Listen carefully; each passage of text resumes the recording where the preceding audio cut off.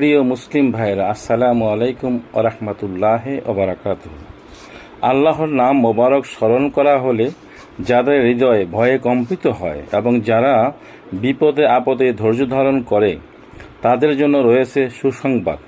ইরশাদ হচ্ছে, ওয়া বাশশিরিল মুখবিতিনা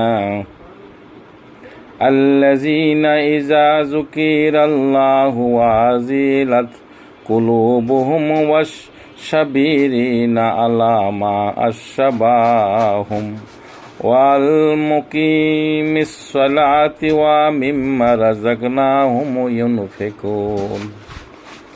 অর্থ করা হয়েছে, হে রাসূল সাল্লাল্লাহু আলাইহি ওয়াসাল্লাম, সুসংবাদ দিন বিনয়ীদেরকে যাদের হৃদয় আল্লাহর নাম মোবারক স্মরণ করা হলে ভয়ে কম্পিত হয়, যারা তাদের উপর আপতিত বিপদ আপদে ধৈর্য ধারণ করে এবং যারা নামাজ কায়েম করে ও আমি তাদেরকে যা দিয়েছি তা থেকে ব্যয় করে।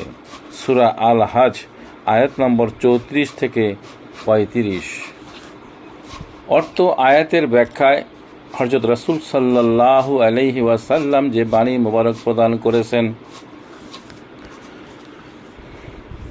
আল্লাহ রাসূল বলেন, আমি কি তোমাদেরকে উত্তম আমল সম্পর্কে সংবাদ দেব না, যা তোমাদের মালিকের নিকট অত্যন্ত পবিত্র, যা তোমাদেরকে মর্যাদা দিক দিয়েও অনেক উচ্চ স্থানে পৌঁছে দিবে, আর যা তোমাদের স্বর্ণরূপও ব্যয় করা থেকে অধিক কল্যাণজনক, এবং শত্রুর মুখোমুখি হয়ে তাদেরকে হত্যা করবে অথবা তারা তোমাদেরকে হত্যা করবে, এ থেকে অর্থাৎ যে কাজটি জিহাদ থেকে উত্তম। সাহাবায়ে কেরাম বললেন, হ্যাঁ ইয়া রাসূলুল্লাহ সাল্লাম, বলুন ইয়া রাসূলুল্লাহ সাল্লাল্লাহু আলাইহি ওয়াসাল্লাম। আল্লাহ রাসূল বললেন, সে কাজটি হচ্ছে মহান আল্লাহর জিকির। মহামানিত আল্লাহ বলেন, তারাই আল্লাহর বিনীত বান্দা যাদের হৃদয়ে আল্লাহর নাম স্মরণ করা হলে ভয়ে কম্পিত হয়, যারা তাদের উপর আপতিত বিপদ আপদে ধৈর্য ধারণ করে।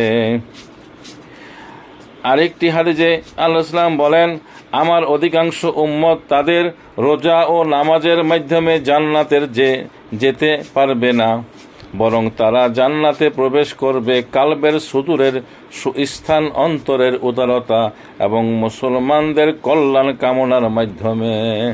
সুবহানাল্লাহ। আমরা কোরআন থেকে হাদিসও শুনলাম, কোরআনও শুনলাম, সে মতে চলার তৌফিক দান করুন, আমিন।